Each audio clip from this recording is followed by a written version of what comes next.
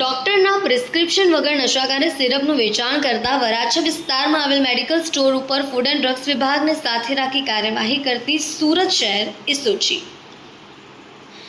Police commissioner Anupamsinh Gehlot નાઓએ સુરત શહેરમાં narcotics ડ્રગ્સની બદીને નેસ્ત નાબૂદ કરવા માટે સુરત શહેર પોલીસને નાર્કોટિક્સ ડ્રગ્સની બદીને ડામવામાં સફળ રહી છે।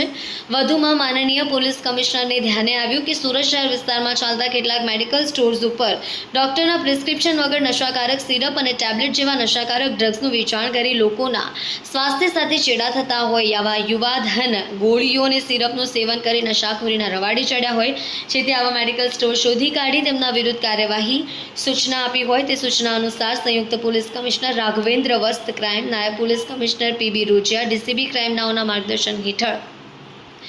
એસઓજી દ્વારા કામગીરી કરવામાં આવી છે।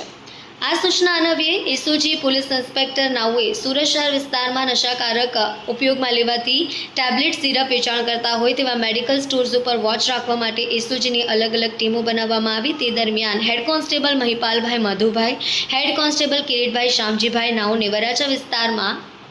એક મેડિકલ સ્ટોરમાં નશાકારક દવાઓ ડોક્ટરના પ્રિસ્ક્રિપ્શન વગર વેચાતી હોવાની બાતમી મળી હતી। એસઓજીના અધિકારી માણસો food and drugs inspector SD Savaliya નાઓને સાથે રાખીને વિઠ્ઠલનગર સોસાયટી વરાછા સુરત ખાતે આવેલ ગીતા મેડિકલ સ્ટોર્સ નામના મેડિકલ ઉપર ટ્રેપ ગોઠવી ડમી ગ્રાહકને મોકલતા મેડિકલ સ્ટોરના સંચાલક કિશનભાઈ વિરારાભાઈ સોનારા, ઉંમર 26, ધંધો મેડિકલ વેપાર, રહેવાસી ઘર number B286, Vitthalnagar society Varachha Surat વાળાને કોઈપણ જાતના ડોક્ટરના પ્રિસ્ક્રિપ્શન વગર નશાકારક દવા ડ્રગ્સનું વેચાણ કરતા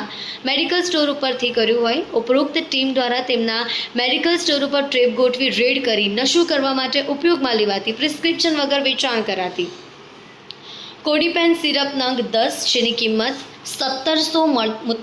મત્તાનો મુદ્દામાલ મળી આવ્યો હતો।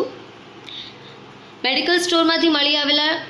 અને પ્રિસ્ક્રિપ્શન વગર વેચાણ કરાતા સિરપ અને ટેબ્લેટના જથ્થા બાબતે ફૂડ એન્ડ ડ્રગ્સ વિભાગ દ્વારા આગળની તપાસ હાથ ધરવામાં આવી છે। તેઓની તપાસ દરમિયાન ગેરકાયદેસર જણાઈ આવ્યાથી મેડિકલ સ્ટોરના લાયસન્સ ધારક અને સંચાલક વિરુદ્ધ કાયદેસરની કાર્યવાહી હાથ ધરવામાં આવનાર છે।